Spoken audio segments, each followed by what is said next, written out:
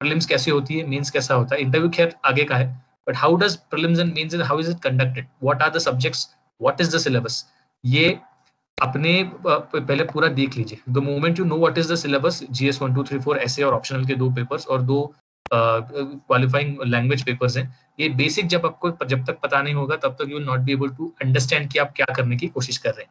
The second thing is be very clear to choose your optional at the start itself. बहुत बार ऐसा होता है कि लोग ऑप्शनल पे ही कंफ्यूज हो जाते हैं. एक्चुअली ऑप्शनल है 500 मार्क्स का, जीएस है 1000 मार्क्स का, but that 500 marks of optional, out of that you have the highest chance of scoring 300 plus. On the contrary, in GS you will not like score more than 30-40%. 400 marks से आगे नहीं generally जाता. तो understand that your optional is very critical. तो optional choose करना, choose करने के parameter simple है, आपका इंटरेस्ट है या नहीं उसमें, how big is the syllabus. Engineering terms में बोला जाए तो हम एफिशिएंसी की बात करते हैं, input is to output ratio. So if the syllabus is too big and my output is just limited, then that optional is not worth it. It is inefficient study. तो जिसमें syllabus limited है पर marks भी अच्छे खासे आ रहे हैं in the last 3-4 years, किस तरह से marking pattern है, वो सारी चीजें देख के choose your optional. The second thing that you will do is to read the past year question papers. तो पिछले 3-4 सालों में क्या सवाल पूछे गए हैं, attempt them. Is there anything that you have you can understand out of it, वो जरूरी है. Unless you understand कि if you are not getting that comfort level, then perhaps you should change that optional. So now the baseline is created, that you have a motivation, you know you know the past year question papers, and now you know the optional. Now actually start study. तो वो study करने के लिए मैं quick कुछ चीजें बताता हूँ. And this we are assuming that you have started in May June and you have like a healthy 10-11 months to study for mains and then next 2-3 months for prelims. तो वो जो 10 महीने हैं जो मेंस के लिए आप पढ़ाई करते हो, उसके लिए क्या करना है. तो the first and foremost I will say is go behind your optional. In that also, if you are in your graduation, like there are many people who are like, I started my preparation after graduation, but there are many people who will be in the 3rd year or 4th year of their graduation. If that be the case that you have some commitments in your college और आपको college भी जाना है और थोड़े exams भी attempt करने, but then still you have time, ऐसे हिसाब में अगर हो गया आप ऐसी सिचुएशन में, तो मेरा पहला सजेशन होगा कि you start with your optional. Because optional generally static रहता है, उसमें ज्यादा करंट बेस बहुत कम रहता है. तो आप अगर वो लास्ट ईयर में अगर आप थोड़ा करके ऑप्शनल का एक फर्स्ट रीडिंग खत्म करोगे, तो then when you actually begin your preparation for UPSC for 1 year, then you will be in a much more comfortable position. I will strongly desist from giving a suggestion कि last year में prepare करके graduation होते होते immediately try दे दो. There are very few and rarest of rare cases जो clear कर पाए. I would suggest to give an entire full year for preparation. That is the first thing. Secondly, now if you are beginning the preparation for that 1 year after your graduation, again the suggestion will be give a healthy 5 to 6 months for your optional first. क्योंकि बात ये होती है कि optional का study थोड़ा ज्यादा होता है. It is almost like a post graduation level study, while your GS is more of a graduation level study. So in that sense, you ensure that you do your optional well. I roughly give 1.5 months for one module in an optional. There are 4 modules, so roughly you will take about 5 to 6 months to complete the optional. And then I will suggest you go to GS. So that will be the general strategy, 6+4 roughly, कि ऐसे 10 महीने roughly उसमें आप बताइए. Second suggestion, make notes. There is no alternative to notes. Of course, if there are some big subjects which unnecessarily have very less questions but too much to read, then you can underline in the book. But those subjects like say economy, international relations, agriculture, developmental governance, national security, these are disparate subjects. अलग अलग रहता है उसका study, कुछ कुछ यहाँ से पढ़ना है वहाँ से पढ़ना है. Then better compile. And notes are compulsory for optional. There is no option for notes. So prepare your notes very well. I'll tell you the reason why. There is so much of varied syllabus that you need to remember a lot of stuff, and in the exam you do not have the time to think. You have to like, if you have to write almost 3,500 words in 3 hours, तो आपको question देखते देखते quickly in matter of seconds आपको तय करना है क्या लिखना है, you have to start writing. If you want your brain to support you in memory, then your revision must be quick. You have to have at least 3 to 4 revisions of the entire syllabus for you to remember कि आपको क्या लिखना है. And for those 3 to 4 revisions to happen in that narrow 3-4 months between prelims and for that to happen, your notes must be ready. Just think hypothetically that you have just underlined in all the books. So exam ke pehle you will have a pile of books, and that will itself reduce your confidence because you are just wasting time in turning pages.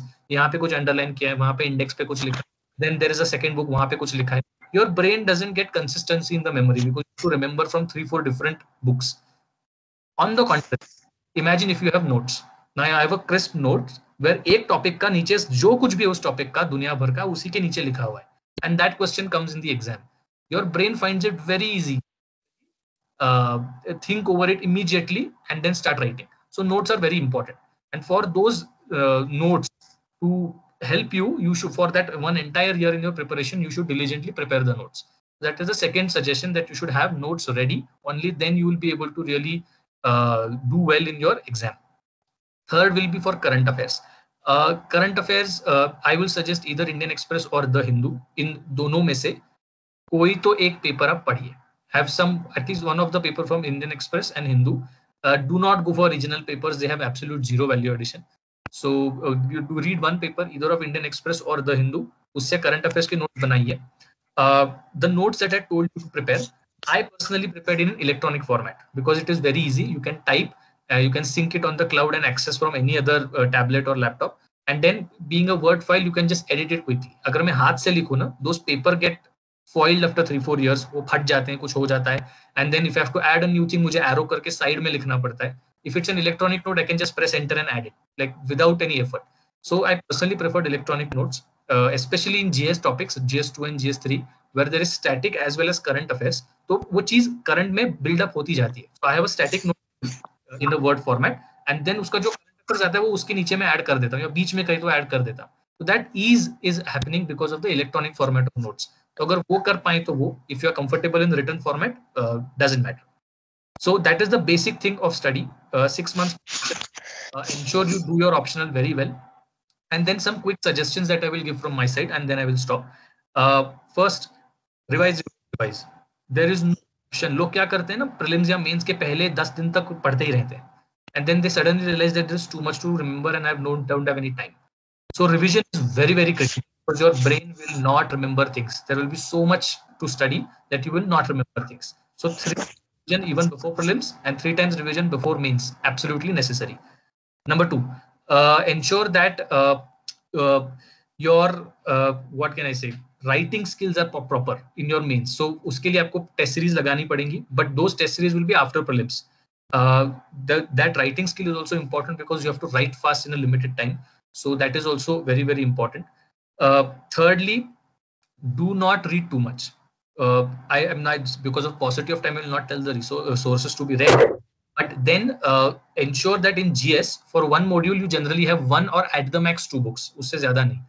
बात ये होती है ना, आप internet पे जाते हो, you hear talks and everything, and then you just compile all the resources. तो आपको ऐसा, I have seen people like geography के लिए ये 5 book पढ़ो, के लिए ये 10 book पढ़ो. That is stupidity. It is just waste of time.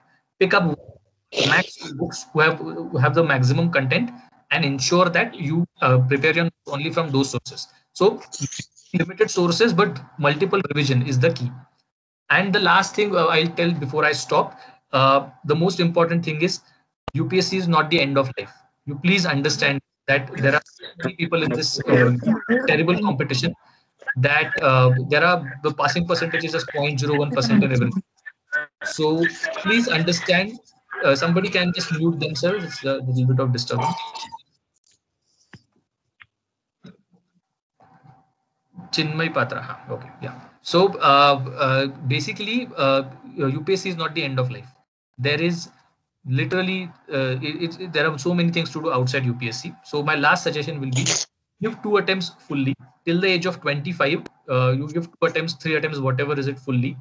But at the age of 25, some plan B has to be ready, either post graduation or some work profile, because on your CV there has to be something. You cannot tell that मैं बीच के 3-4 साल क्या किया तो मैंने UPSC किया. That cannot be the answer. So most people give attempt for UPSC 5-6 times. At the age of 28, 29, they get out of the process, and then they realize that they had graduated 7 years ago. That graduation is not relevant. They have zero experience, and they don't really want to hire such people at age of 28 and 29. You don't want that to happen. So it's not the end of life. After you turn 25, ensure that you have some alternate employment. I'm not saying a full-time employment, maybe a part-time employment. Think of a think tank type job, or only any those jobs which are connected to your UPSC syllabus. जो current में थोड़ा सा job है, उसके लिए आप कुछ कर सकते हो. But have some job after the age of 25 so that your CV is not blank. And even in the interview, the UPSC panel will appreciate if you are doing a job. So after the age of 25, have some plan B. Please do not consider UPSC as the end of life. So that's all. I don't have much to say. So I'll be happy to take questions at the end. Thank you. Thank you Kulkarni sir. Next guest को हम बुलाना चाहेंगे अभिषेक कुमार जी, जो अपने बारे में और बच्चों को आगे ले जाने के लिए थोड़ा कुछ बताएं हमको. Abhishek Kumar ji. Hello, am I audible? Yes sir, audible sir. हाँ, तो आशुतोष ने काफी सारे पॉइंट्स कवर कर लिए. मैं ये बोलूँगा कि जैसे आप लोग भी जिन्होंने मीटिंग ज्वाइन किया, आई थिंक सब अलग अलग स्टेज पे होंगे प्रिपरेशन के. किसी ने अभी जस्ट प्रीलिम्स की तैयारी स्टार्ट की होगी, किसी ने कुछ अटेम्प्ट्स दे भी दिए होंगे ऑलरेडी एग्जाम्स में. क्या कुछ ऐसा कोई पर्टिकुलर ग्रुप है क्या, मतलब most of the people are Charlie ji, किसी ने भी अटेम्प्ट दिया है? कितने लोगों ने ऑलरेडी अटेम्प्ट दे दिया है? कुछ ऐसा नोट है क्या? मतलब कुछ लोग तो होंगे यहाँ पे आई गेस. तो एक्चुअली सब लोगों का प्रिपरेशन का स्ट्रैटेजी अलग अलग होता है. जैसे आशुतोष ने बताया वैसे ही आप किसी भी और भी जो भी IAS ऑफिसर्स बने या जो भी सिलेक्टेड कैंडिडेट्स होते हैं उन सबसे अगर आप पूछोगे तो सबका अपना अलग अलग तरीका होता है कि उन्होंने इस तरह से तैयारी की है, लेकिन एग्जाम फाइनली सबको सेम देना है. तो कुछ कुछ चीज़ें बेसिक चीज़ें हैं जो कि ऑलमोस्ट सारे लोग करते हैं और जो भी एस्पिरेंट्स इसमें हैं उन लोगों को भी करना होगा. तो मैं यही बोल रहा था सबसे पहले कि इसकी कोई एक फिक्स स्ट्रैटेजी नहीं है, मतलब कि आप ऐसे करो तो आपका हो जाएगा. आप उसमें उस स्ट्रैटेजी को कितने अच्छे से अपनाते हो, आप कितना उसमें इनग्रेन्ड हो, कितने अच्छे तरीके से उसको फॉलो करते हो, और अगर आपको लग रहा है कि वो रिजल्ट नहीं दे रहा है तो आप अपने स्ट्रैटेजी को चेंज भी करते हो. कोई एक छोटा प्रोसेस तो नहीं. जैसे आशुतोष ने भी बताया कि कम से कम 1 साल लगता है, 6 महीने लगते हैं आपको तैयारी करने के लिए. तो ये कोई छोटा प्रोसेस नहीं है. आप एक तरीका से स्टार्ट करते हो, आप फिर आपको लगता है कि नहीं नोट्स बना के काम नहीं चल रहा है ऑनलाइन, तो आप ऑफलाइन बनाना चालू करते हो, या फिर ऑफलाइन बना रहे हो तो आपको लगता है कि okay sir during preparation how can you revise sir how to prepare. Okay, तो मैं पहले प्रीलिम्स के बारे में बात करता हूँ. जैसे प्रीलिम्स के लिए जो कुछ बुक्स होती हैं, आवाज क्लियर नहीं आ रही है. जो प्लीज अनम्यूट कर दीजिए. लक्ष्मी प्रिया मोहंत, प्लीज अनम्यूट कीजिए. जो आप डिस्टर्ब हो रहे हैं. वो क्वेश्चन या जो भी डाउट पूछ रहे हैं वो चैट में पोस्ट कर दीजिएगा, वो हम लोग बाद में एक साथ में ले लेंगे. मैं अभी बोलता हूँ कि जैसे प्रीलिम्स के बारे में जो बेसिक बुक्स हैं आपको तो कहीं पे भी मिल जाती हैं कि हर टॉपिक के लिए, हर सब्जेक्ट के लिए क्या क्या पढ़ना है. तो सबसे पहले जो बेसिक बुक्स हैं उनको तो कवर करना ही है. उसके साथ साथ करंट अफेयर्स के लिए वो आशुतोष ने बता दिया कि कोई न्यूज़पेपर को आप फॉलो कर सकते हैं, या फिर एक और तरीका है कि आप बहुत सारे करंट अफेयर्स के मैगजीन्स आते हैं, जैसे विजन IAS हो गया, GS स्कोर हो गया, बहुत सारे अलग अलग कोचिंग इंस्टीट्यूट्स के मैगजीन आते हैं. तो वो ये मेहनत कर देते हैं कि काफ़ी सारा जो करंट अफेयर्स का मटेरियल है उसको शॉर्ट करके कम जगह पे ले आते हैं, जिसको आप आराम से पढ़ सकते हो और रिवाइज कर सकते हो. तो एक ये तरीका कर सकते हो. दूसरा सबसे इम्पोर्टेंट है टेस्ट पेपर्स का. टेस्ट पेपर्स आप जितने सॉल्व कर पाओगे उतना अच्छा है, दो चीज़ों के लिए. एक तो सबसे पहले आपको टेस्ट पेपर से आपका प्रैक्टिस होगा, प्लस आप अपने टाइम लिमिट में क्वेश्चंस को सॉल्व करना है. देखिए टेस्ट जो 100 क्वेश्चंस होते हैं उसमें कोई भी 50-60 क्वेश्चन से ज़्यादा के करेक्ट आंसर एग्जैक्टली नहीं जानते हैं. कुछ क्वेश्चंस में होते हैं कि आपको 2 ऑप्शंस में से सेलेक्ट करना पड़ता है. तो इसलिए ये चीज़ ध्यान रखना रहेगा कि आपको जितना जितना प्रैक्टिस करते जाएंगे आप क्वेश्चंस को, उतना अच्छा आपको थोड़ा सा गेस भी आपको करना पड़ेगा. कई कई क्वेश्चंस में जो 2 ऑप्शंस में डाउट है तो उसमें उनमें चुनना पड़ता है. तो ये जितना जितना आप प्रैक्टिस करोगे उतना आपका ये वाला जो एक्यूरेसी है वो इम्प्रूव होता जाएगा. एक चीज़ मैं और करता था कि जनरली जो क्वेश्चंस टेस्ट पेपर सॉल्व कर रहा हूँ या फिर कहीं पे भी मैं सॉल्व कर रहा हूँ कुछ क्वेश्चंस प्रीलिम्स के, अगर मेरे वो क्वेश्चंस गलत होते थे तो एक या तो शीट बोलिए या तो ऑनलाइन बोलिए, एक मैंने नोट बनाया था जिसमें जो भी क्वेश्चंस गलत होते जाते थे वो क्वेश्चंस का मैं शॉर्ट लाइन में 1-2 लाइन में आंसर लिख लेता था कि दोबारा मैं उसको रिवाइज कर सकूं. जो क्वेश्चंस मेरे सही में नेक्स्ट टाइम पे अगर उसी तरह के क्वेश्चंस आएंगे तो ज़्यादा चांसेस है कि मैं सही कर दूंगा. लेकिन जो क्वेश्चंस मेरे गलत हुए वो क्यों गलत हुए, क्या कमी थी, क्या मेरे को पता नहीं था या फिर मैंने गलत मार्क किया, तो वो चीज़ आप अगर लिख देते हो वहाँ पे एक जगह पे नोट में लिखते हो तो आपको काफ़ी फ़ायदा होता है. दूसरा मैं अगर बताना चाहूँगा प्रीलिम्स में,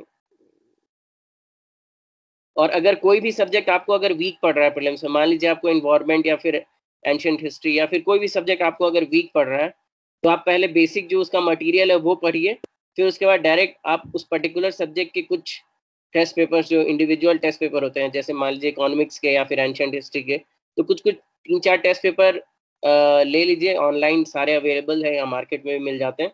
फिर उनको सॉल्व करके देखिए कि कहाँ कहाँ पे गलत हो रहा है, डायरेक्ट सॉल्व कीजिए, जो नहीं आया उसको वहाँ से देख लीजिए कि हाँ ठीक है ये गलत हो गया, तो अब इस तरह के क्वेश्चंस नेक्स्ट बार आएंगे तो गलत नहीं होगा। तो ये चीज़ आप कर सकते हैं। प्रीलिम्स में ये सारी चीज़ें हैं। मेंस में सबसे पहले तो सिलेबस आपको पता होना बहुत ज़रूरी है। मैं वो सारी चीज़ें रिपीट नहीं कर रहा हूँ जो आशुतोष ने ऑलरेडी बात कर चुकी है। तो सिलेबस पता होना काफ़ी ज़रूरी है। नोट्स के बारे में उन्होंने काफ़ी अच्छा बताया।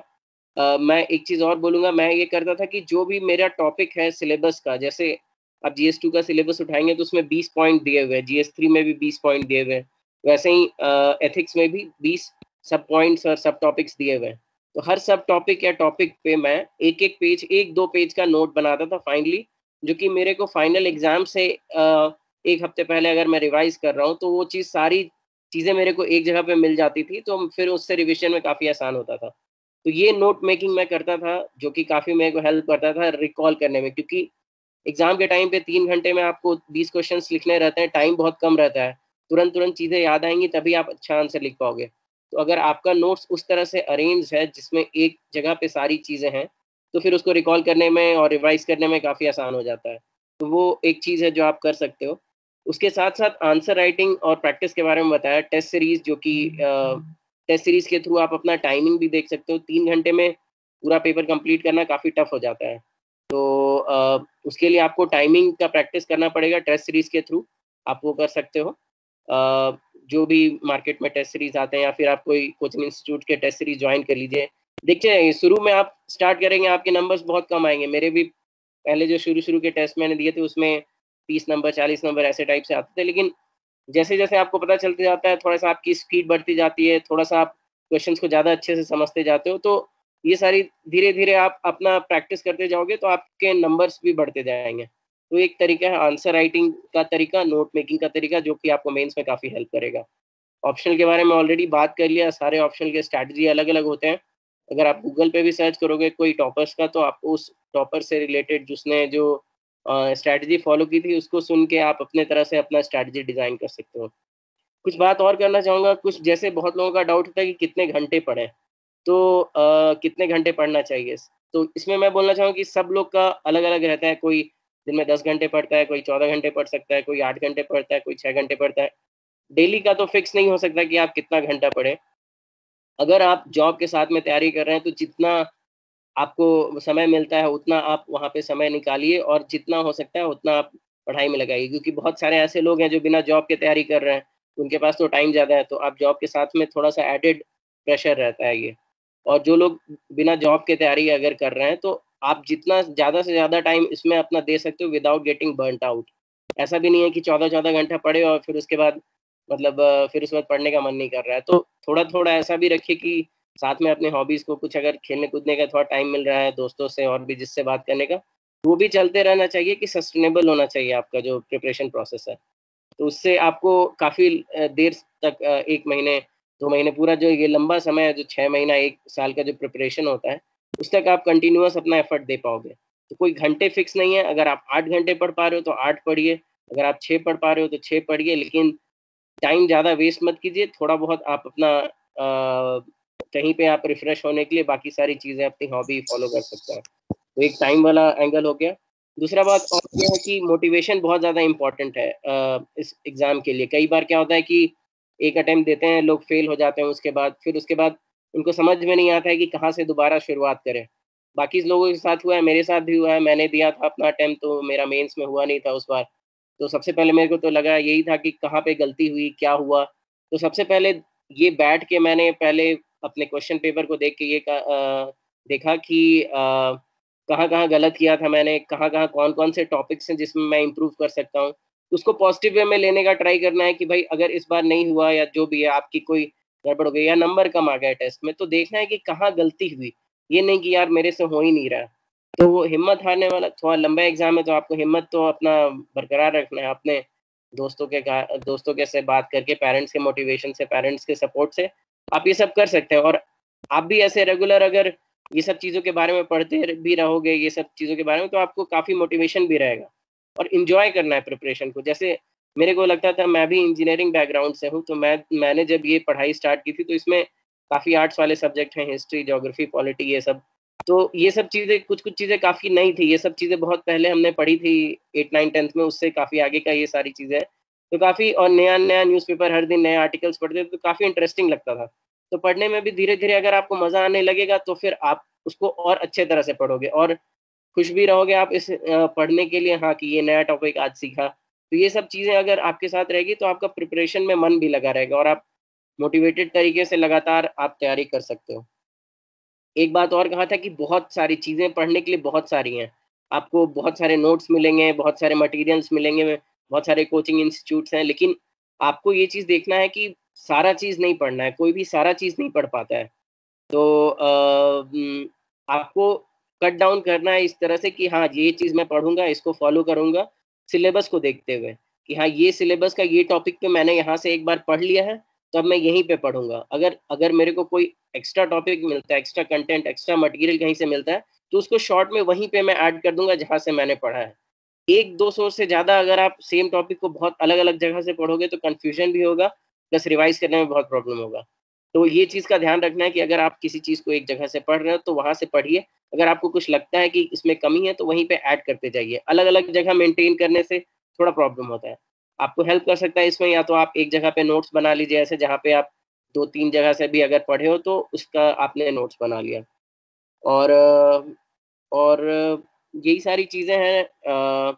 ज़्यादा टाइम मैं नहीं लूँगा, बाकी मैं ज़्यादा आपके जो डाउट्स हैं उस पे हम लोग ज़्यादा टाइम स्पेंड करेंगे तो ज़्यादा अच्छा रहेगा। बाकी इंटरव्यू का प्रिपरेशन अलग होता है, वो आप जब एक बार मेंस के थ्रू हो जाते हैं, इंटरव्यू जिसको पर्सनैलिटी टेस्ट बोलते हैं। बेसिकली आपकी पर्सनैलिटी, आपके ट्रेड्स, आपके डेप्थ, आपका बिहेवियर, वो सारी चीज़ों को देखता है।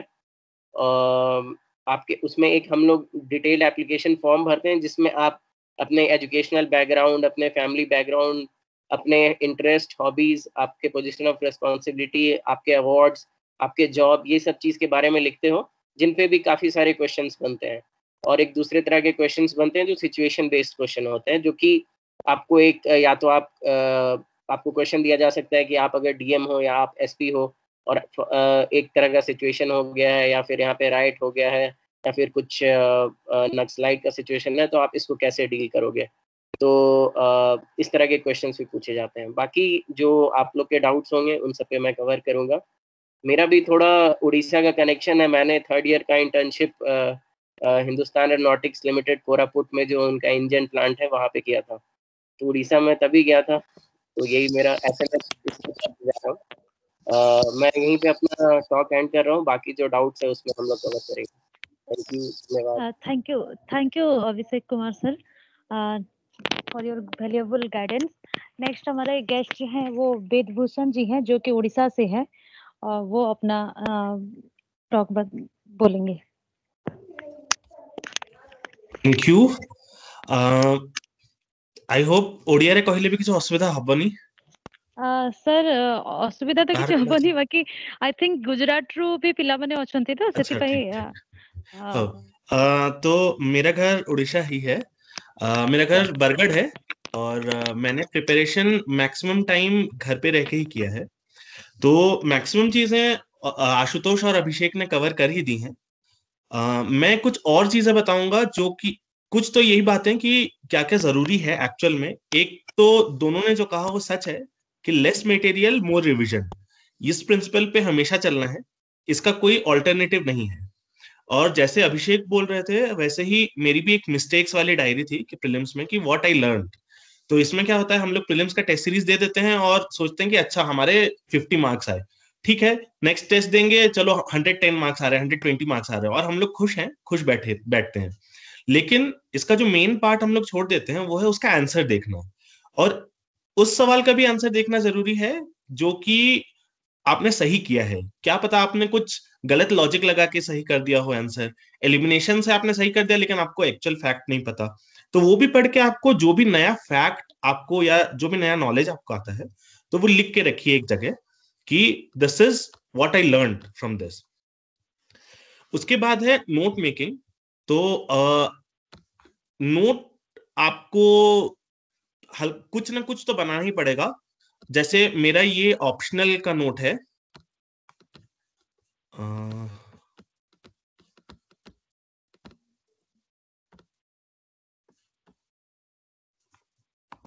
मेरा एक ऑप्शनल का भी नोट्स था। ये मैंने बहुत कुछ कुछ पार्ट्स के बनाए हैं मेरा ऑप्शनल, क्योंकि PSIR था।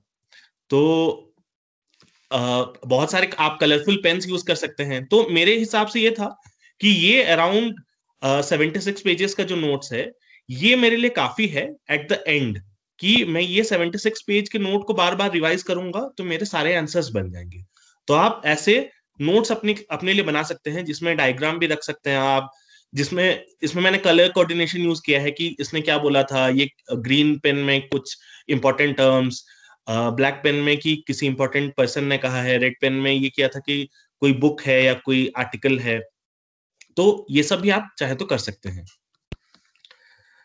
इसके बाद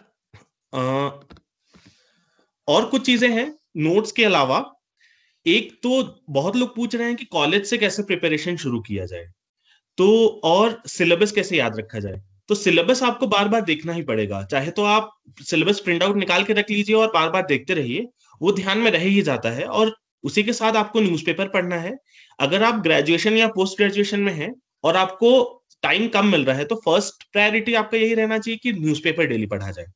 तो न्यूज़पेपर अगर आप डेली पढ़ते हैं तो आपकी अंडरस्टैंडिंग बहुत क्लैरिटी बढ़ते जाती है, आपको अंडरस्टैंडिंग मिलते जाती है कि किस हिसाब से आपको आगे तैयारी करनी है, क्या क्या किस किस में अंडरस्टैंडिंग है। क्योंकि बहुत बार हमारे मेंटल लेवल पे बहुत सारा बायस होता है।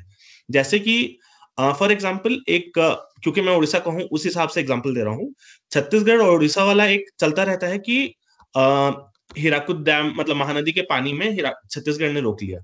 अब अगर सवाल पूछा जाए कि is Chhattisgarh entirely at fault, the answer is no. Is Orissa entirely at fault, the answer is no. कोई बीच वाला कोई बैलेंस्ड वे है जहां पे दोनों एग्री कर सकते हैं, जहां से सॉल्यूशन निकल सकता है। तो इसके लिए आपको शुरू से ही अंडरस्टैंडिंग बनानी पड़ेगी कि कैसे अनबायस्ड होकर किसी भी व्यू को देखा जाए।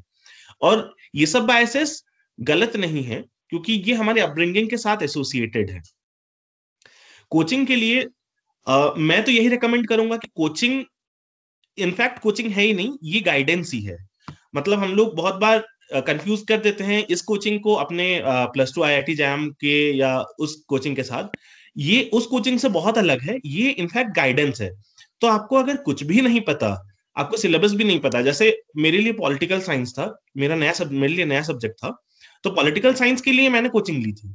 लेकिन बाकी सब सब्जेक्ट्स में, बाकी GS में मेरे को लगा मेरे को थोड़ा बहुत तो आता है, तो मैंने कोचिंग नहीं लेके खुद से प्रिपेयर किया। और इनफैक्ट अगर आप गाइडेंस कहीं से लेते भी हैं तो भी आपको खुद ही पढ़ना पड़ेगा, खुद ही प्रिपेयर करना ही पड़ेगा।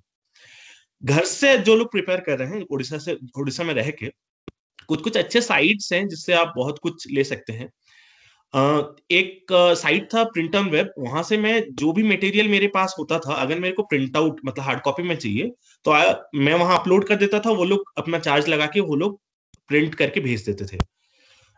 टेस्ट सीरीज के लिए टेस्ट सीरीज आपको देना ही है प्रीलिम्स में, एक तो देना ही है, अगर 2 दे सकते हो तो बेटर है। और उसमें यही चीज फॉलो करना है कि आपको मिस्टेक्स अपना देखना है, आपको देखना है कि आपने क्या सीखा, आपके स्कोर कैसा है, आपका टाइम लिमिट में खत्म हो रहा है या नहीं। करंट अफेयर्स के लिए न्यूज़पेपर के साथ आप कोई मैगजीन यूज कर सकते हैं, चाहे विजन का हो, इनसाइट्स का हो, आजकल तो बहुत मैगजीन है, जो भी आपको प्रॉपर लगता हो कि ये अच्छे से रिवाइज करवा देता है, इस हिसाब से आप कर सकते हैं। रिवीजन के लिए प्लान के लिए बहुत लोग पूछ रहे थे। रिवीजन प्लान के लिए आपको एक तो सब्जेक्ट वाइज, एक करंट अफेयर्स और एक GS, optional GS current affairs. तो करंट अफेयर्स के लिए तो वही है कि न्यूज़पेपर आप दोबारा पढ़ नहीं सकते, तो न्यूज़पेपर पहले पढ़ा हुआ है, तो दोबारा जो भी करंट अफेयर्स के मैगजीन्स है, मंथली मैगजीन्स, आपको वहीं से रिवाइज करना है करंट अफेयर्स। ऑप्शनल के लिए आपका अलग स्ट्रेटेजी होगा, वो पर्टेनिंग टू एवरी ऑप्शनल अलग अलग है। आपका इंजीनियरिंग सर्विसेज, इंजीनियरिंग सब्जेक्ट्स है तो अलग स्ट्रेटेजी होगा, मेरा पॉल साइंस था तो अलग स्ट्रेटेजी था, GS का थोड़ा अलग स्ट्रेटेजी होगा। GS के लिए मैंने ये किया था कि मैं आंसर राइटिंग प्रैक्टिस करता था। तो आंसर राइटिंग प्रैक्टिस में इनसाइट्स ऑन इंडिया से करता था कि वहां डेली क्वेश्चंस आते थे, उसके आंसर कुछ दिन बाद आते थे, तो और that was free of cost. तो वहां से मैं क्वेश्चंस आंसर्स शॉर्ट में, वो लोग बहुत लंबा आंसर्स देते थे, तो मैं शॉर्ट में लिखता था, एक एक पेज में, एक दो पेज में, एक एक GS1 की एक कॉपी, GS2 की, 3 की, ऐसे अलग अलग कॉपी कर ली थी। लास्ट एक महीने का करंट अफेयर्स आपके एग्जाम में कभी नहीं आता, in prelims also, in mains also. तो लास्ट एक महीने का मेरा ये शेड्यूल था कि जैसे मेंस के लिए मैं एग्जांपल दे रहा हूँ, और ये प्रीलिम्स के लिए भी लगभग 7-8 दिन, 10 दिन, 15 दिन ये लागू होता है। मेंस के लिए थोड़ा ज्यादा, क्योंकि मेंस में आपको लिखना है, क्योंकि सब्जेक्टिव है। तो पहले सोच लीजिए कि GS1, 2, 3 इन तीनों में मैंने अराउंड 100 क्वेश्चंस लिखे हैं पर GS पेपर। तो एक दिन में 25 क्वेश्चन रिवाइज करना बहुत इजी है। तो 4 दिन दिया GS1 के लिए, 4 दिन दिया GS2 के लिए, 4 दिन दिया GS3 के लिए, और शायद लगभग 2 दिन दिया GS4 के लिए, क्योंकि GS4 थोड़ा अलग है, आपको थियरी पार्ट कम है और इम्प्लीमेंटेशन वाला पार्ट जो कि केस स्टडीज में है वो अलग है, जो कि अंडरस्टैंडिंग बिल्ड होता है। तो इस तरह से आपके हो गए 14 दिन।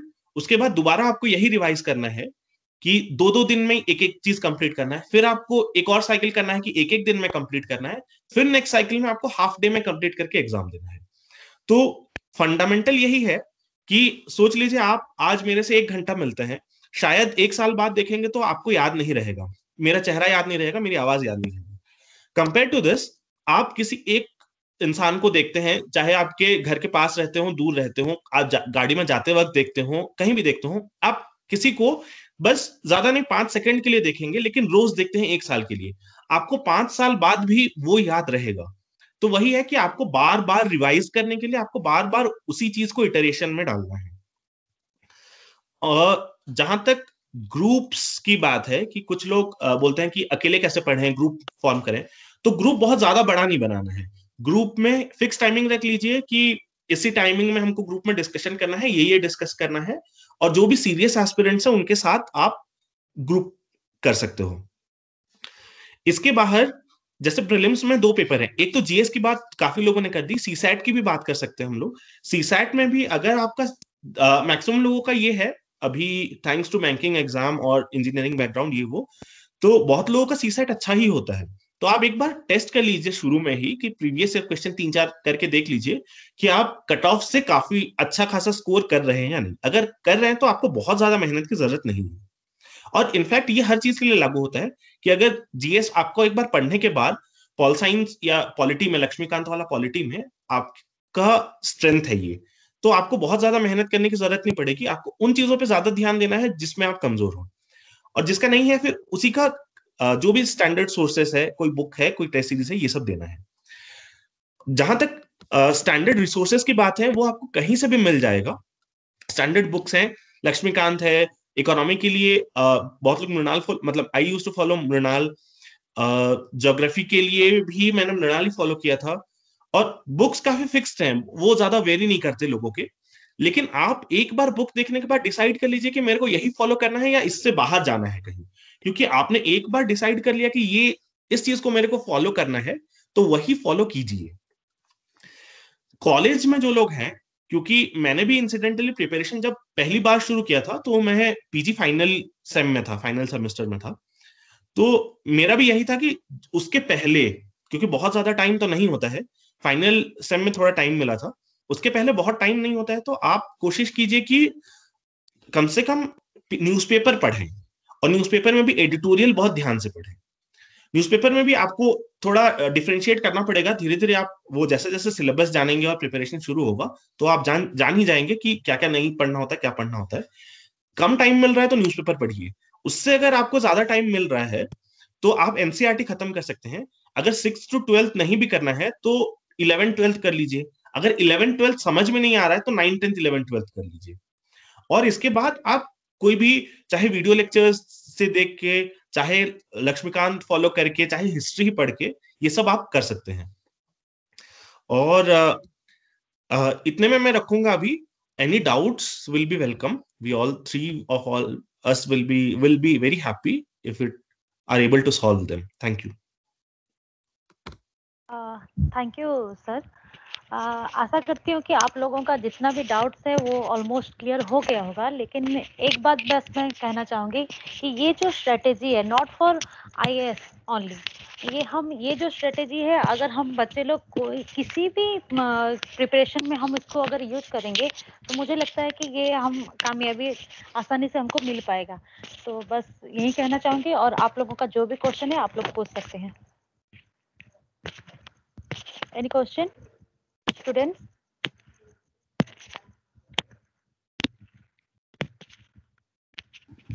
काफी लोगों ने पूछा था कि ग्रेजुएशन के टाइम्स पे कैसे करना चाहिए। मैंने कुछ पॉइंटर्स हैं जो लिख दिए हैं यहाँ पे चैट बॉक्स में। कोई फिक्स स्ट्रैटेजी नहीं है, लेकिन बेसिकली कोई भी आप प्रिपरेशन स्टार्ट करोगे तो इन्हीं पॉइंटर्स के थ्रू आप आगे बढ़ोगे। तो और भी अगर किसी के भी डाउट्स हैं तो या तो पोस्ट कीजिए या तो फिर बताइए आप। एक क्वेश्चन है, कब तक का करंट अफेयर्स फॉलो करना है? तो आइडियली 1 साल का लगभग आपको करंट अफेयर्स फॉलो करना ही करना है, इसमें कोई ऑप्शन नहीं है। तो जैसे अगर इस बार जून में एग्जाम है तो आपको पिछले मई से इस अप्रैल मई तक करना होगा। And somebody is asking what to read and what to avoid in a newspaper. तो उसका तो थोड़ा बेसिक्स हम बता सकते हैं। First and foremost, when you open a newspaper, no sensational news is useful for UPSC. So political news to be avoided, sports news to be avoided. Read the headline. If you have the syllabus in front of you, you'll realize that this headline is useful or not useful. वो कहाँ connect हो सकता है वो पता चलेगा. When you go to the editorial page, you will realize that not all articles are useful because maybe a issue is being say budget pass ho gaya 1st of February, and then for the next 4 or 5 days the same thing will be published every day. Then you don't need to read everything. आपको basic analysis उसका पढ़ना है, जो एक दो editorial and may be एक दो दिन के आर्टिकल्स में पता चल जाएगा. So read the heading, read who has written that editorial. That also matters. There are some people who are just you can say हवा में theory बनाते हैं वो. There is nothing useful for the exam. So I don't want to take names, but then किसी का नाम पढ़ के ना मैं पूरा skip ही कर देता article. I don't want to read that nonsense. So ensure that you read the title, read what is it. If it is useful, then read it. But skip political news, skip sports news. Even on the business and the economy page, there are so many things which are just like temporary. Forex reserves बढ़ गए, stock market इतना ऊपर गया. That is all nonsense news because that is no relevance in the long run. Mind you, are preparing your current affairs for almost 7, 8, 9, 10 months with perspective of mains at least. So there are some news which are temporary. You know that after 10 months this news is not going to be useful. So have that sense कि जो news useful है, खास करके policy का जो news है वो पढ़ें, उसका जो basics है उसको notes में note down करें, and rest you can leave. So you can actually complete reading the newspaper in maximum 1.5 hours, उससे ज्यादा नहीं. किसी ने पूछा है यहाँ पे कि how to revise during the preparation. जैसे आप कई सारे जगह नोट्स भी बनाते हो, या तो कोई बुक से पढ़ते हो जहाँ पे आप अंडरलाइन करते हो, या तो फिर आप अपना ऑनलाइन नोट्स बना रहे हो, या तो फिर आप किसी मटेरियल के थ्रू पढ़ रहे हो. जैसे किसी ने पूछा था विजन IAS का सप्लीमेंट्री मटेरियल. प्रीलिम्स के लिए काफ़ी लोग विजन IAS फॉलो करते हैं, तो आप उनको फॉलो कर सकते हो, पढ़ सकते हो उनको. काफ़ी सारी चीज़ें एक जगह पे दे सकती हैं. और भी कई सारे कोचिंग इंस्टीट्यूट है. ऐसा नहीं है कि एकदम पूरा word by word, line by line, वो काफ़ी मोटा आता है और काफ़ी उतना ज़्यादा पढ़ने का भी ज़रूरत नहीं है. आपको हर टॉपिक के बारे में प्रीलिम्स में बेसिक आइडिया होना चाहिए, फंडामेंटल आइडियाज़ होना चाहिए. और आप अगर क्वेश्चंस देखोगे, प्रीवियस ईयर क्वेश्चंस, तो आपको आइडिया लग जाएगा कि वो किस तरह के क्वेश्चंस पूछते हैं किसी भी टॉपिक पे. तो ध्यान रहेगा हमेशा सिलेबस और आपका प्रीवियस ईयर क्वेश्चन ध्यान में रहेगा पढ़ते टाइम पे, तो आप रेलेवेंट चीज़ें ही पिक करोगे. और रिवाइज के लिए ऐसा है कि अगर मान लीजिए आपने कोई टॉपिक पे कुछ बनाया, नोट्स बनाया, तो वीक के एंड में मान लो आप थोड़ा टाइम अपने लिए रख सकते हो कि वीक वाइज अगर आप पढ़ रहे हो तो संडे को या सैटरडे को एक बार देख लिया कि हाँ भाई क्या चल रहा था, मैंने क्या क्या लिखा, एक बार गो थ्रू कर लिया, पलट लिया. या फिर आप नेक्स्ट टाइम पे जब वो चीज़ को निकालते हो, सिमिलर न्यूज़ आता है किसी सेम टॉपिक पे, तो आप उसमें फिर से जाके वहाँ पे लिखने जाते हो, तो उस टाइम पे भी देख लेते हो अच्छा ऊपर ये चला है, तो वो भी एक तरह का रिविजन हो गया. अगर आप कोई टेस्ट अटेम्प्ट करने जा रहे हो, टेस्ट सीरीज दे रहे हो, या फिर एग्जाम कोई देने जा रहे हो, मॉक टेस्ट पेपर देने जा रहे हो, तो उस टॉपिक से रिलेटेड जो भी आपके नोट्स हैं उस टाइम पे भी आप रिवाइज करोगे हो. तो ये प्रिपरेशन के टाइम पे ये सारे तरीकों से, ये 2-3 तरीकों से आप अपना रिविजन कर सकते हो. और फाइनली अपना नोट्स को इस तरह से बनाना है कि वो रिवाइज में आसान रहे. ऐसा नहीं कि सारा कुछ नोट्स में लिख लिया. जो इंपॉर्टेंट पॉइंट्स हैं वो सब आप नोट्स में लिखिए, वैल्यू एडिशन जो पॉइंट्स हैं वो सब आप नोट्स में लिखिए, जैसे आप कोई एग्जाम्पल देते हो, कोई डेटा देते हो, या फिर कोई रिपोर्ट या कमिटी के रिकमेंडेशंस देते हो, कुछ इंपॉर्टेंट पॉइंट्स है, कुछ इंपॉर्टेंट सेंटेंसेस हैं, वो सब आप लिखते जाइए। और बाकी सारे चीज़ के लिए ज़रूरी नहीं है कि आप रेफरेंस तो कर ही सकते हो अगर आपको कोई चीज़ें नहीं समझ में आ रही हैं तो बाकी। तो नोट्स में सारा कुछ नहीं होना चाहिए। नोट्स आपका शॉर्ट इस तरह से रहना चाहिए कि रिविज़न में आपको फाइनल एग्ज़ाम से पहले आसानी हो। तो इस तरह से आप प्रिपरेशन के दौरान भी रिविज़न कर सकते हो। एक क्वेश्चन है कि how to cover prelims and GS paper simultaneously. आपको जब भी प्रिपेयर करना है तो आप प्रिपेयर जीएस मतलब मेंस के पर्सपेक्टिव से ही शुरू करेंगे, और जैसे जैसे प्रीलिम्स पास आएगा आप प्रीलिम्स पे फोकस करेंगे, और इसमें हर चीज इंक्लूड होता है। इवन जैसे पूछा है किसी ने कि एनवायरमेंटल न्यूज इंपॉर्टेंट है क्या, बिल्कुल इंपॉर्टेंट है, क्योंकि एज सिविल सर्वेंट आपको एनवायरमेंट का भी ध्यान रखना है, क्योंकि ये आपके हम सोसाइटी में हैं, अगर हमको हर सोशल प्रॉब्लम्स का ध्यान तो रखना ही है, तो इवन एनवायरमेंट भी डिग्रेड हो रहा है तो ये भी एक सोशल प्रॉब्लम है। Somebody is asking about personality test. How can I prepare myself for personality test? Sonalika. So this is like मतलब अगर आपने अभी मेंस दी है तो बात अलग है. अगर अभी आप अटेम्प्ट देंगे प्रीलिम्स का, then I will suggest you not to worry yourself much about it, because after mains you will get a lot of time to prepare for interview. As it is, it's not a theoretical exam. It's a more of a personality test. So don't worry about it now immediately. And then somebody is asking how to reduce mental pressure during the course of preparations. I guess Abhishek has answered that. थोड़ा दोस्तों से मिलना, और कोई hobby है जो time consuming कम है वो हॉबी करना। मेरी म्यूजिक थी, I used to listen to music. तो बहुत बार मेंटल प्रेशर कम होने का ये बहुत अच्छा तरीका होता है to have a getaway. But then that getaway should not be like मैं 3 दिन टाइम पास कर लिया और 1 दिन अब पढ़ाई कर ली, that should not happen. So proper पढ़ाई and then may be a few hours of some relaxation, that will help you to reduce your mental pressure. हाँ, ये मेंटल प्रेशर वाला पॉइंट काफी इंपॉर्टेंट है। बहुत सारे लोगों को देखिए, आप तो जानते ही हैं कि इस एग्जाम में सक्सेस रेट काफी कम है। लक का बहुत बड़ा फैक्टर होता है, हमारे लिए भी, जो भी सेलेक्ट हुए उनके लिए भी। जितना ज्यादा हम हार्ड वर्क करेंगे उतना हमको कम लक का जरूरत होगा। तो मेंटल प्रेशर एक्चुअली में काफी ज्यादा रहता है। आपको फैमिली का प्रेशर रह सकता है, आपको दोस्त पूछते रहेंगे कि अरे क्या हुआ तुम्हारे एग्जाम में, आपको और भी लोग हैं आपके घर वाले पूछते रहेंगे अरे, और भी किसी किसी को फाइनेंशियल प्रॉब्लम आता है कि जॉब छोड़ के उनको तैयारी करना होता है। तो ये प्रेशर तो काफी ज्यादा रहता है हमेशा, ये सबके साथ रहता है। ये चीज सबसे पहले मानने का बात है। उसके बाद जैसे अभी आशुतोष ने बताया, मैंने भी बताया था कि आपको कुछ ना कुछ अपने दिन में 1-2 घंटे, 1 घंटे अपने लिए भी भाई कि मैं ये करूंगा। अगर आपको मूवी देखना अच्छा लगता है तो आप मूवी देखिए, दोस्तों के साथ बातचीत करना अच्छा लगता है तो वो सब कीजिए कि भाई आपका स्ट्रेस थोड़ा सा रिलीव हो। स्ट्रेसफुल तो रहेगा ही क्योंकि आप काफ़ी टफ एग्जाम का प्रिपरेशन कर रहे हो, लेकिन आपको इस तरह से स्ट्रेस रिलीव करना है और बर्नआउट नहीं होना है कि जैसे आपने एकदम 14 लगातार एकदम जोर लगा के 14 घंटे 15 घंटे तक पढ़ाई की। जैसे आपने देखा होगा ना कि मैराथन जब दौड़ते हैं तो जो रनर्स एकदम शुरू में एकदम पूरा जान लगा के एकदम अपने आप को एग्जॉस्ट कर लेंगे तो फिर वो तो कभी भी आगे तक नहीं पहुंच पाएंगे। मैराथन जो दौड़ते हैं वो शुरू से धीरे धीरे धीरे धीरे एक पेस बिल्ड करते हुए दौड़ते हैं और लास्ट का जब मोमेंट आता है तब फिर उसके बाद गियर अप करके एकदम फुल स्पीड में लास्ट में कंप्लीट करते हैं रेस को। तो इसी तरह आप एग्जाम से पहले भी अपना जो भी 7 घंटे 8 जैसा आपको कंफर्टेबल है, बीच बीच में ब्रेक लेके सैटरडे संडे पे थोड़ा ब्रेक ले लिया, दोस्तों से मिल लिया, थोड़ा घूम लिए, एक मूवी देख लिया, जो भी अच्छा लगता है आपको। वैसे करते करते आप धीरे धीरे धीरे धीरे बढ़ते जाइए, मोमेंटम अपना बरकरार रखिए। और एग्जाम से जस्ट पहले 1 महीने पहले 2 महीने पहले फिर उसके बाद आपको स्पीड पकड़ना है। फिर आपके ध्यान में फिर यही होना चाहिए कि एग्जाम देना है। आप बाकी अपना काम सेकेंडरी हो जाएगा आपके लिए, आपका एग्जाम पे फोकस होना चाहिए, ना कि एकदम शुरू से ही पूरा झोंक दिए। शुरू से भी अगर आप अच्छा से मेंटेन कर पा रहे हो तो अच्छा है, लेकिन अगर आप एक कंटिन्यूअस कंसिस्टेंट पेस मेंटेन करके लास्ट टाइम पे अगर आप एफर्ट दे सकते हो तो आपको काफ़ी ज़्यादा फायदा होगा। ठीक है, अलका का क्वेश्चन था ये। नेक्स्ट क्वेश्चन वेद ले सकता है। हाँ, तो दिव्य रंजन का क्वेश्चन है कि ओडिया मीडियम, इनफैक्ट कोई भी मीडियम है कि हिंदी है, इंग्लिश है, ओडिया है, गुजराती है, आपका जो मैटर है विषय वस्तु वो तो चेंज नहीं होगा ना। तो आपको, हाँ ठीक है, डिस्कस करने के बाद कुछ कुछ कन्वर्ट करना पड़ सकता है आपको उड़िया लैंग्वेज में कि कोई टर्म है उसको शायद आपको उड़िया में कन्वर्ट करना पड़ सकता है, लेकिन जो क्रक्स है, मैटर है, या फिर जो उसका एनालिसिस है वो कभी भी चेंज नहीं होगा। तो आप उड़िया मीडियम के होते हुए भी आप किसी से बात कर सकते हैं, डिस्कस कर सकते हैं, जो कि शायद उड़िया मीडियम में एग्जाम नहीं दे रहा है। क्विक आंसर्स 2-3 बार आगे के जो हैं, हिंदू एनालिसिस कौन से साइट से पढ़ें? insightsonIndia.com, that has the best analysis for Hindu, वो पढ़ लीजिए।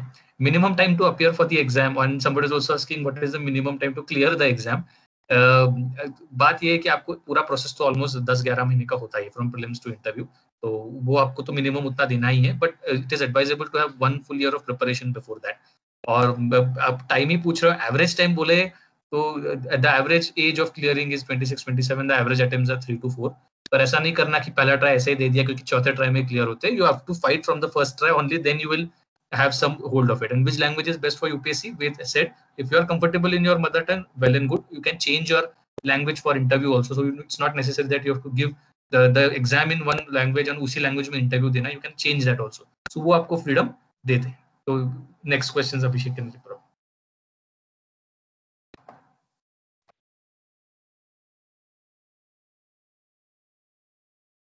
और ये ध्यान रखिएगा हमेशा कि जो पेपर है ना वो अल्टीमेटली आपको ट्राई, मतलब आपको एक फील दे रहा है कि आपको इनफैक्ट फील्ड में भी क्या करना है।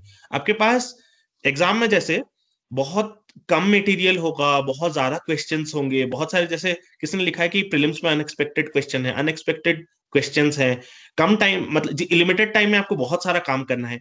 इनफैक्ट आप अगर, क्योंकि हम लोग जब शुरू करते हैं तो शायद कलेक्टर बनने के लिए, एसपी बनने के लिए ऐसा ही कुछ शुरू करते हैं, तो अगर आप कहें कि कलेक्टर भी हैं तो आपके पास कभी भी सारे रिसोर्सेज तो नहीं रहेंगे, आपके पास टाइम भी पूरा नहीं रहेगा, आपके पास प्रॉब्लम्स भी अनएक्सपेक्टेड ही आएंगे, तो वो तो आने ही आने हैं। तो इस बार जैसे डीप क्वेश्चंस आ गए एग्रीकल्चर और एग्रीकल्चरल टेक्नोलॉजी में, तो उस रेंज के सवाल आपको कुछ शायद बहुत ज्यादा मुश्किल लगने लग गए, लेकिन ये ध्यान रखिए कि प्रीलिम्स में कट ऑफ कभी भी 200 से 200 नहीं जा रहा है ना, आपको कितना, मतलब लगभग 100, 105, 110, मतलब अराउंड 55% आपको क्वेश्चन सही करने हैं। तो ये इस हिसाब से सोचिए कि कुछ क्वेश्चंस तो अनएक्सपेक्टेड आएंगे ही, ये हमेशा से रहेगा।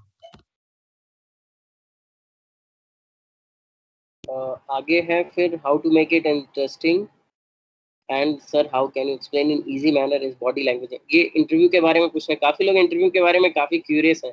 सबसे ग्लैमरस पार्ट होता है इंटरव्यू, ऐसे लगता है कि हाँ क्या क्या क्वेश्चंस पूछे होंगे, बहुत लोगों ने देखा भी है कि अजीब अजीब टाइप के क्वेश्चंस पूछे जाते हैं, वैसा कुछ नहीं है।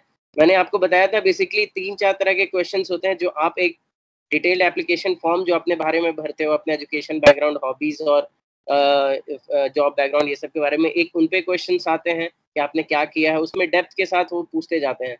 दूसरा आपको कुछ पर्सनल क्वेश्चंस पूछ सकते हैं कि आपने ये क्यों किया, आपने वहाँ के बाद पढ़ाई क्यों की, फिर आपने वो क्या किया, आपके घर के बारे में कुछ पूछ सकते हैं। तो ऐसे कुछ कुछ आपके स्ट्रेंथ वीकनेस भी पूछ सकते हैं, कुछ पर्सनल क्वेश्चंस रहते हैं।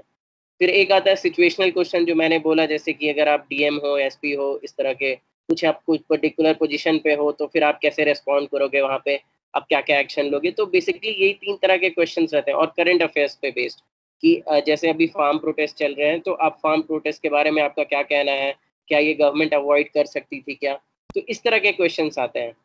इंटरेस्टिंग का एक्चुअली आंसर्स को इंटरेस्टिंग बनाना हमारा ऑब्जेक्टिव नहीं रहता है। आंसर क्वेश्चंस जो हमको पूछा गया उसको हम सही मायने में बैलेंस्ड आंसर दे सके, जो कि एक सिविल सर्वेंट से एक्सपेक्टेड है। वो एक सिविल सर्वेंट को चूज कर रहे हैं, तो आपका जो आंसर होना चाहिए वो कॉम्प्रिहेंसिव वेल बैलेंस्ड आंसर होना चाहिए, बहुत ज़्यादा रेडिकल नहीं होना चाहिए एकदम एक्सट्रीम एंड पे। आप कॉन्स्टिट्यूशनल जो वैल्यूज़ हैं उन सबको आप होल्ड करते हुए आंसर दोगे। और ऐसा ज़रूरी भी नहीं है कि आपको हर क्वेश्चन का आंसर आना चाहिए। अगर कोई फैक्चुअल क्वेश्चन का आंसर आपको नहीं भी आता है तो वो चलेगा, कोई उससे प्रॉब्लम नहीं है। आपसे जो ओपिनियन बेस्ड क्वेश्चन पूछे जाते हैं, सिचुएशन बेस्ड क्वेश्चन पूछे जाते हैं, वो सब का आंसर अच्छे से आपको देना है। और बॉडी लैंग्वेज तो इम्पॉर्टेंट है ही, क्योंकि आपको वहाँ पे वो क्वेश्चंस के थ्रू आपको जज करने वाले हैं। वो आपके क्वेश्चन के बस आंसर को नहीं देख रहे हैं, आप उस आंसर पे कैसे आ रहे हो, आपका थॉट प्रोसेस क्या है। बॉडी लैंग्वेज से आपका आपका कॉन्फिडेंस झलकता है, आपका आपका पर्सनैलिटी झलकता है, तो वो सारी चीज़ें भी काफ़ी इंपॉर्टेंट है। लेकिन नर्वस भी होते हैं लोग, जो 2-2 बार इंटरव्यू दे चुके हैं वो लोग भी नर्वस होते हैं। कई बार वो वहाँ पे जो इंटरव्यूअर रहते हैं वो भी बोलते हैं कि नर्वस होने का बात नहीं है, वो पानी भी ऑफर करते हैं। कोई बात नहीं, नर्वस भी हो रहे हो तब भी कोई बात नहीं है, आप रिलैक्स होइए, वहाँ पे टाइम लीजिए अपना, फिर आंसर कीजिए अच्छे से, तब भी आपको अच्छे मार्क्स मिल सकते हैं। तो ऐसा कोई दिक्कत नहीं है। और ये सारी चीज़ें कोई भी इंटरव्यू में मैटर करती हैं, आप चाहे यूपीएससी का इंटरव्यू दे रहे हो या जॉब इंटरव्यू दे रहे हो। मैं इसमें बस यही एक चीज ऐड करना चाहता हूँ, don't be so interested about interview. At the end of the day your real rank will come with a margin in mains. तो मेंस का जो कट ऑफ है उसको +50 +60 +70 मार्क्स का रेंज से जब आप क्लियर करोगे ना, then even if your interview goes average 150 160 marks भी मिले ना, then your rank is guaranteed. You please understand. So don't worry about interview because you'll get time and then it is a little unpredictable. You focus on mains. वो interview का जाने दो, पहले आप prelim clear करो, mains clear करो. That is most important stuff. Focus कीजिए, वो ज्यादा इंपॉर्टेंट है. और दो लोगों ने पूछा, एक तो अगर आप किसी रिमोट लोकेशन पे हो, आपके पास अगर नेट है तो आपके पास मटेरियल सारा है, आप बुक्स मंगा सकते हो, नेट पे सारे मटेरियल्स अवेलेबल हैं आजकल. और कोविड के चलते बाकी कुछ किसी का भला हुआ हो ना हुआ हो, एस्पिरेंट्स का बहुत भला हुआ है कि जो मटेरियल ऑनलाइन नहीं भी था वो भी ऑनलाइन आ गया है. और जैसे कोई बरगढ़ डिस्ट्रिक्ट से है तो संबलपुर में एक नॉलेज हब शुरू किया गया है कैरियर काउंसलिंग के लिए ही, तो वहां भी आप जा सकते हैं. आई थिंक कोई एक दो छोटा मोटा ग्रुप भी है जो लोग प्रिपेयर कर रहे हैं. जहां तक ओपीएससी की बात है, मतलब उड़ीसा पब्लिक सर्विस कमीशन वाला, तो ओपीएससी के एग्जाम के लिए आपको एक चीज एक्स्ट्रा करना है, जो कि है एक और ऑप्शनल चूज करना. तो उसके लिए जो आशुतोष ने बोला, ऑप्शनल के मतलब चूज करने का स्ट्रैटेजी वही रहेगा. एक और चीज आप देख सकते हैं चाहे तो, कि एग्जाम का टाइम टेबल क्या है. क्योंकि जैसे पॉल साइंस और सोशियोलॉजी, ये दोनों बहुत अच्छे सब्जेक्ट्स हैं, लेकिन अनफॉर्चुनेटली एग्जाम ऐसा होता है कि सुबह पॉल साइंस पेपर 1, शाम को सोशियोलॉजी पेपर 1, फिर शायद एक दो दिन बाद फिर पॉल साइंस पेपर 2, शाम को सोशियोलॉजी पेपर 2. तो ये एक और क्राइटेरिया है जो आप देख सकते हैं. और ऑप्शनल सब्जेक्ट में लेकिन फिर भी फर्स्ट एंड फॉरमोस्ट क्राइटेरिया आपका यही रहेगा कि आपको कितना इंटरेस्टिंग लग रहा है सब्जेक्ट. क्योंकि आप अपने प्रिपरेशन का लगभग 40-50% टाइम स्पेंड करेंगे ऑप्शनल के साथ. तो अगर आप सोच भी लिए कि अरे यार इसमें बहुत अच्छा मार्क आता है, लेकिन आपको इंटरेस्ट ही नहीं आ रहा है, आपको 5 बार 6 बार 10 बार पढ़ना है, तो आप नहीं पढ़ पाएंगे.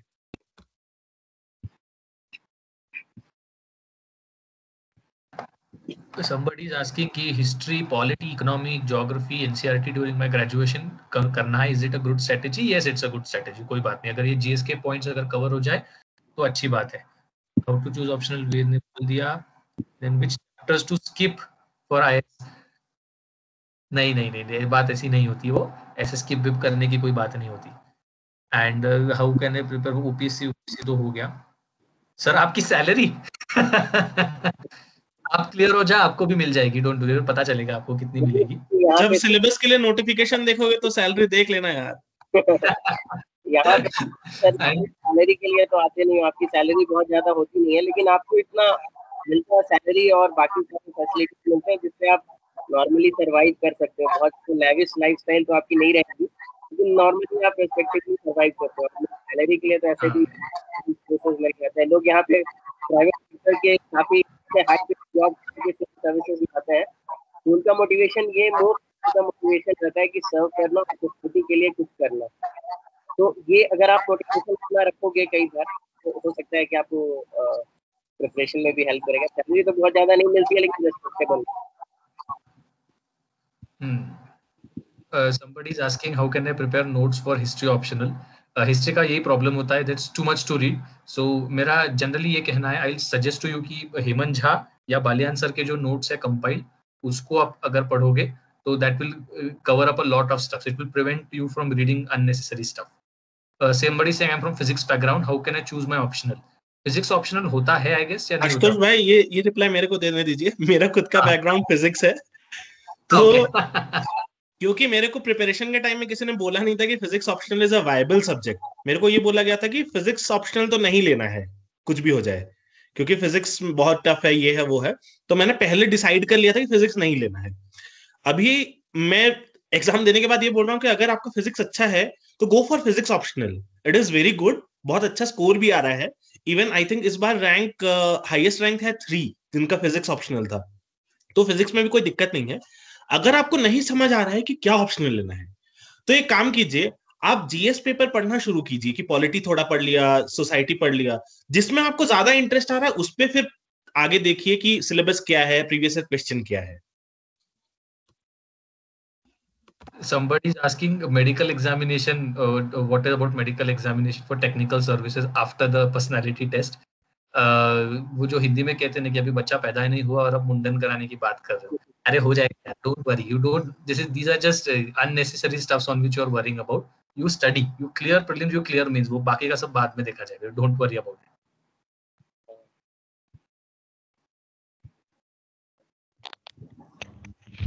Hello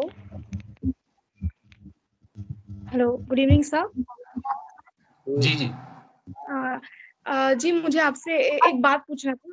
actually I am in class 10 and this is the critical period for a student to select whether to go for a stream arts or science or commerce. तो ऐसे तो मुझे साइंस बैकग्राउंड से ज्यादा लगाव है. सो क्या यूपीएससी में अगर आर्ट बैकग्राउंड ना हो तो साइंस से हम लोग क्लियर कर सकते हैं? आकांक्षा, एक बात बोलूं, अभी 180 आईएएस हैं, उसमें से 107 इंजीनियर हैं यहाँ पे. You don't, ऐसा कुछ नहीं होता. It doesn't matter. If you are from science background, you'll still be able to pick up arts. In fact, science is tougher in many cases because it's a technical subject. In some cases, arts becomes a little bit easy to pick up. So don't worry about that. If you're interested in science, go for science. Don't worry. Okay, thank you, sir. कुछ resources लगभग I think Ashutosh Insta पे कुछ डालते हैं. आशुतोष सही है ना? आपने रिसोर्सेज डाले कुछ लिंक्स मैंने एक ब्लॉग लिखा था vedbhushan.blogspot.com, उस पे कुछ लिंक्स डाल दिए थे मैंने, लिंक्स साइट्स. और competition similar in both OPSC and UPSC. Competition similar तो नहीं है लेकिन कंपटीशन तगड़ा तो है ही. शायद ओपीएससी में एक कंपटीशन शायद कम है लेकिन उसका सिलेबस के हिसाब से फिर वही हो जाता है. लेकिन कंपटीशन तो ऑब्वियसली डेफिनेटली यूपीएससी में ज्यादा है लेकिन ओपीएससी में कम तो बिल्कुल भी नहीं है. मेरे को तो लगता है कि शायद मेरा ओपीएससी मेरे को ज्यादा डिफिकल्ट लगता मेरे को. मतलब मैं दे नहीं पाया क्योंकि जब पहली बार प्रीलिम्स था उसके एक भी महीना बाकी नहीं था, उसके आई थिंक 10-15 दिन बाद मेरा अटेम्प्ट इंटरव्यू था, तो इसलिए मैं वो दे नहीं पाया था और उस समय सिलेक्शन हो गया था तो उसके बाद देने की जरूरत नहीं पड़ी. cscwiki.org करके एक वेबसाइट है जिसमें बहुत सारे हम जो इस बैच के लोग हैं उन्होंने काफी लोगों ने अपना बुक लिस्ट और स्ट्रैटेजी शेयर किया है, तो एक बार आप वो भी देख सकते हो. हाँ, और उसमें नोट्स भी काफी हैं.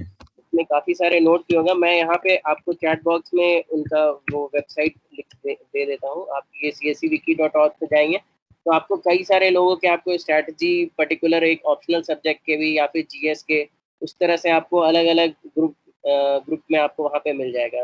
जैसे विकीपीडिया होता है उसी तरह उसी के लाइंस पे है ये वेबसाइट. इस साल के जो भी सिलेक्टेड कैंडिडेट्स थे उन लोगों ने कंट्रीब्यूट करके ये बनाया. Sir hello. हाँ.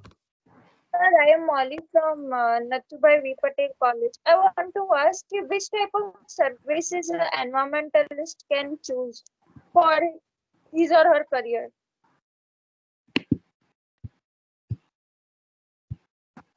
You can check for forest service.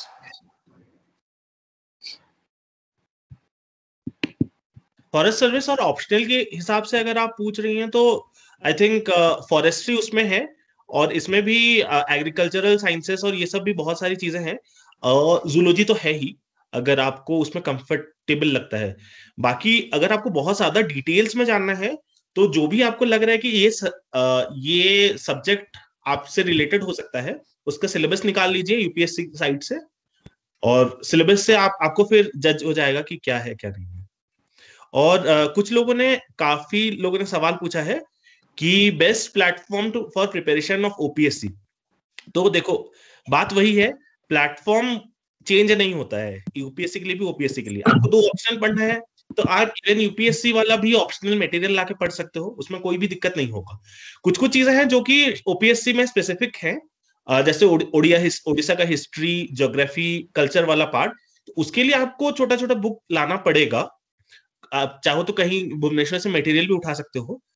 और इसके बाहर आप लोग को एसे पेपर में भी 2 एसे लिखना पड़ता है जो कि यहाँ एक ही एसे है, तो उसके हिसाब से आपको यहाँ 2 एसे लिखना पड़ता है यूपीएससी में, ओपीएससी में एक ही एसे लिखना पड़ेगा, तो उस हिसाब से आपको थोड़ा सा ज्यादा प्रिपेयर करना पड़ेगा. कुछ सब्जेक्ट्स है जिसपे बस ओपीएससी ही अभी तक सिलेबस में रखा हुआ है, जैसे होम साइंस वगैरह, तो उसके लिए आपको फिर मतलब कॉलेज से या कोई भी कोचिंग वोचिंग जहां से कौन सा मटेरियल चल रहा है अभी, कौन सा बुक ज्यादा फॉलो हो रहा है, वो आपको फॉलो करना पड़ेगा। ये 2 बार किया कि न्यूज़पेपर में बहुत ज्यादा टाइम लग जाता है, तो कैसे करें? अभी कितना टाइम लग रहा है एक्चुअली में? मतलब आपको 1.5 घंटे 2 घंटे 1 to 1.5 our is good enough for a newspaper. शुरू में आप जब पढ़ना चालू करते हो, जब शुरू में तैयारी करते हो, तो ऑब्वियसली आपको ज़्यादा टाइम लगेगा, क्योंकि आपको कई बार पता नहीं रहता है 2 घंटे। 2 घंटे भी ठीक है, आप 2 घंटे को आप रिड्यूस कर पाओगे धीरे-धीरे जैसे-जैसे आप प्रिपरेशन करोगे। आपको जो धीरे-धीरे जब सिलेबस पता हो जाएगा कि भाई सिलेबस आपको ऑलमोस्ट, जब सिलेबस देखते रहोगे, आपको सिलेबस हमेशा एक प्रिंट करा के सिलेबस अपने साथ में रख लो, तो धीरे-धीरे देखते-देखते आपको सिलेबस याद हो जाएगा। तो आपको पता चलने लगेगा कि भाई क्या-क्या चीज़ें इंपॉर्टेंट है, क्या-क्या नहीं है। आशुतोष ने भी बताया था, जैसे स्पोर्ट्स हो गया, पॉलिटिक्स हो गया, ये सब न्यूज़ को डायरेक्टली छोड़ देना है। सबसे पहले इम्पोर्टेंट तो है आपका एडिटोरियल्स को। एडिटोरियल भी हर पेपर में 2 या 3 एडिटोरियल्स जो होते हैं, जो हिंदू में एक साइड वाले छोटे एडिटोरियल्स आते हैं, उनमें 1-2, और बड़े एडिटोरियल्स में 1-2, ऐसे 3-4 एडिटोरियल जो हर दिन रहेंगे, जो काम करेंगे, जिसको आपको ध्यान से पढ़ना है, जिसमें आपको आधा घंटा 40 मिनट लग सकता है। बाकी बहुत ज़्यादा आप प्रीलिम्स के लिए अगर छोटी-छोटी चीज़ें खोज के निकालने जाओगे, तो काफ़ी ज़्यादा टाइम लग सकता है। शुरू में आप पढ़ सकते हो, बाकी नहीं तो उसके लिए आप किसी जो मैगज़ीन्स आते हैं, करंट अफेयर्स के मैगज़ीन, उसके थ्रू भी कर सकते हो, जो आपका बच जाएगा। तो ऐसा नहीं है कि एकदम खोज-खोज के निकालना है कि हाँ, ये हो गया, ये हो गया। जितना आपको मिल पा रहा है, उतना देर में बहुत ज़्यादा सेंसेशनल न्यूज़ के बारे में नहीं देखना, और जो करंट इश्यूज़ चल रहे हैं, उसपे मोस्टली एडिटोरियल्स आते रहते हैं। तो रादर दैन कि फ्रंट पेज पे बहुत सारा कुछ पढ़ रहे हैं,